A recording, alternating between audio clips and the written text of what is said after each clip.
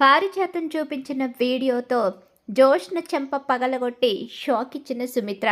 మరి ఇదంతా ఎలా జరగబోతుందో, అసలు ఏం జరిగింది తెలుసుకోవాలనుకుంటే వీడియోని అయితే చివరి వరకు మిస్ కాకుండా అయితే చూసేయండి.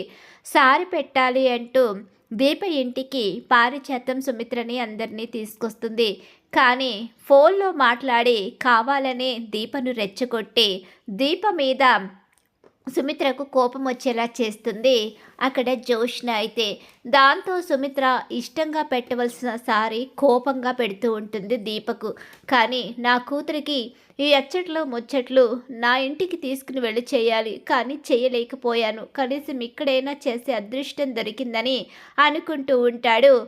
ఇక అక్కడ దశరథ అయితే ఈలోగా ఇక్కడ చూస్తే నిజం మా అమ్మ బయట పెట్టకుండా ఉంటే బాగుంటుంది అల్లుడు, నిజం ఎక్కడ బయట పెట్టేస్తుందని భయం వేస్తుందని చెప్పేసి అంటూ ఉంటాడు దాసు. ఏం కంగారు పడుకు మావయ్య అని చెప్తూ ఉండగానే, అమ్మ దీప, నువ్వు జోష్నని ఎందుకలా అన్నావో నాకు తెలియదు, కానీ జోష్న అయితే నీ గురించి బాగానే ఆలోచిస్తుందమ్మా. జోష్న విషయంలో నువ్వేమీ కంగారు పడాల్సిన అవసరం లేదు. జోష్న మీ మంచి కోరుకునే మనిషే. జోష్న ఒకప్పుడైతే మిమ్మల్ని ఇబ్బంది పెట్టింది, కానీ ఇప్పుడైతే ఇబ్బంది పెట్టాలి అనుకోవడం లేదు. జోష్న గురించి టెన్షన్ పడకుండా పండంటి ముని మనవరాల్ని నాకు ఇస్తావని ఎదురు చూస్తున్నాను అని చెప్పేసి దీవిస్తూ ఉంటాడు శివనారాయణ. ఖచ్చితంగా ఇస్తుందండి, ముని మనవరాల్ని ఇస్తుంది అని చెప్పేసి పారిజాతం అయితే అంటూ ఉంటుంది. అందరూ కూడా దీపనైతే దీవిస్తారు. కానీ కూతుర్ని మాటలని అవమానించిందని సుమిత్ర మాత్రం కోపంగానే ఉంటుంది. ఏంటి సుమిత్ర, ఇంకా నీకు దీప మీద కోపం పోలేదా? ఇంకా అలానే ఉన్నావేంటి? ఎలా పోతుందండి దీప మీద కోపం? ఎలా పోతుంది? నా కూతుర్ని నా ముందే ఇష్టం వచ్చినట్టు మాట్లాడింది. అలాంటప్పుడు నేను కోపంగా ఉండకుండా ఎలా ఉంటాను? అసలే దాన్ని చిన్నప్పటి నుంచి ఒక మాట కూడా అనకుండా పెంచుకున్నాను. అలాంటప్పుడు దీప నోటికొచ్చినట్టు ఎలా మాట్లాడుతుంది? తను దీప కోసమే కదా ఇక్కడి దాకా వచ్చింది. అలాంటి ఇంటికి వచ్చిన వాళ్ళను ఎలా అవమానిస్తుంది దీప అని చెప్పేసి అంటూ ఉంటుంది సుమిత్ర. సరే దాన్ని వదిలే, ఇక నువ్వు వదిలేలా కనిపించడం లేదు అని చెప్పేసి అంటూ ఉంటాడు దశరథ. నీ కూతురు అని చెప్పి నువ్వు మురిసిపోతున్నావు, కానీ నీ కన్న కూతురు దీప, అలాగే పరాయి బిడ్డ జోష్న. కానీ జోష్న మీద ఉన్న ప్రేమని నువ్వు మార్చుకోలేక జోష్న విషయంలో నిజం తెలిస్తే ఏమైపోతావన్న భయంతో మేము నిజాన్ని చెప్పలేకపోతున్నాము. నిజం తెలిస్తే అప్పుడు నీ కన్న కూతురు మీద నీకు ప్రేమ వస్తుంది అని చెప్పేసి దశరథ అనుకుంటూ ఉంటాడు. ఈలోగానే ఇక అక్కడ పారిజాతం అయితే అక్కడ ఆడుకుంటూ ఉన్న తన మనవరాలు అనుకుంటున్న ముని మనవరాలు అని అనుకుంటున్న శౌర్య దగ్గరికి వెళ్ళేసరికి శౌర్య ఫోన్లో ఆడుతూ ఉంటుంది. ఆ ఫోన్ తీసుకుని చూసేసరికి ఆ ఫోన్లో జోష్న చేసిన కుట్ర అంతా ఉంటుంది. దీప కార్తీక్ పెళ్లి రోజునాడు. అమ్మ జోష్న, కార్తీక్ని పెళ్లి రోజునాడు దీపకు దూరం చేయడానికి వాడిని చుట్టూ తిప్పుకున్నావని అనుకున్నాను, కానీ నువ్వు వాడి చేత నీ మెడలో తాళి కట్టించుకోవాలని ఇంకా ఆలోచిస్తున్నావని నేను ఊహించలేకపోయాను. మీ అమ్మ నీ మీద ప్రేమనైతే పెంచుకుంది కదా, ఇప్పుడు నా మనవరాలు నిన్నేదో అంది అని చెప్పేసి దీప మీద చాలా కోపంగా ఉంది. తన కూతురు జోష్న చేసిన నిర్వాకం గురించి తెలుసుకుంటే అప్పుడు కదా అసలు సుమిత్ర ఏం చేస్తుందో చూడాలి అని చెప్పేసి సుమిత్ర అని చెప్పేసి అంటూ ఉంటుంది. ఏమైంది అత్తయ్య గారు? ఏంటి పిన్ని అని చెప్పేసి అంటూ ఉండగా, ఏమైంది పారిజాతం, ఎందుకు అలా అరుస్తున్నావు? సరే ఇక్కడ కార్యక్రమం పూర్తయింది కదా, ఇక దీపకు ఇవ్వవలసిన సారి ఇచ్చేసాము, ఇక వెళదామా అని చెప్పేసి అంటూ ఉండగానే, ఒక్క నిమిషం ఆగండి, సుమిత్రకి దీప మీద ఇంకా కోపం పోలేదు.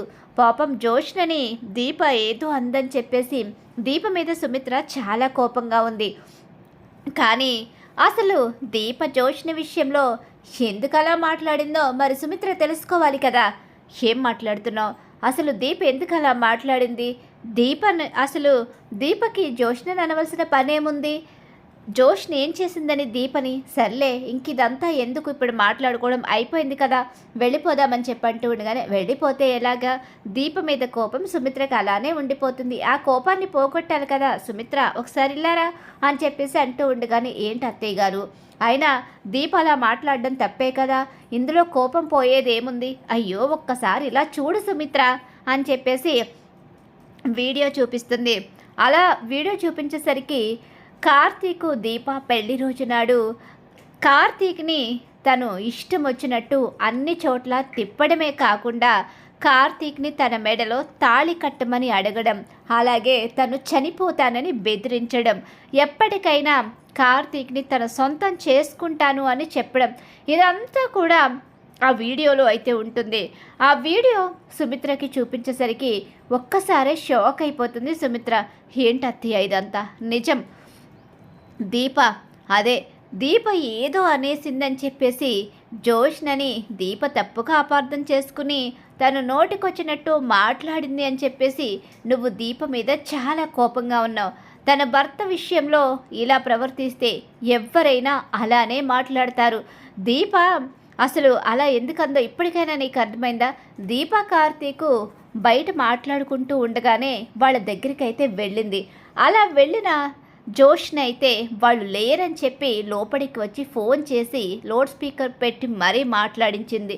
అంటే దీప అలా మాట్లాడుతుందని తెలిసే లోపలికి వచ్చి ఇదంతా చేసి నిన్ను కావాలనే రెచ్చగొట్టి దీప విషయంలో కోపం వచ్చేలా చేసింది. ఇప్పటికైనా అర్థమైందా నీకు? అర్థం కాలేదా అని చెప్పేసి అంటూ ఉండగానే అర్థమైంది అత్తయ్య గారు, నేను చాలా పెద్ద అపార్థం చేసుకున్నాను, చాలా పెద్ద తప్పు చేశాను కూడా. జోష్న గురించి అన్నీ తెలుసు కూడా జోష్న మీద ఉన్న గుడ్డి ప్రేమతో దీపే జోష్నని అపార్థం చేసుకుని తన నోటికొచ్చినట్టు మాట్లాడిందని చెప్పి చాలా పెద్ద తప్పు చేశాను. మమ్మీనే మాట్లాడుతున్నాను. అసలు నువ్వు ఇలా ఎలా చేయగలుగుతున్నావు? నీకు పెళ్లి చేస్తామని చెప్పాము, ఒక మంచి సంబంధం చూసి పెళ్లి చేస్తాం, చేసుకోమని గొప్పగా బ్రతికమని నీ గురించి తల్లిదండ్రులుగా ఎన్నో కలలు కంటున్నాం. కానీ నువ్వు మాత్రం ఇంకా ఆ పాత పద్ధతిలోనే మిగిలిపోయి దీప కార్తీకు సంతోషంగా బ్రతుకుతున్నా సరే వాళ్ళ జీవితాల్ని నాశనం చేయడానికే ట్రై చేస్తున్నావు. అసలు ఎందుకు ఇలా ప్రవర్తిస్తున్నావు? అసలు కొంచెమైనా ఆలోచన ఉందా? మమ్మీ, నేను చేసిన తప్పేముంది?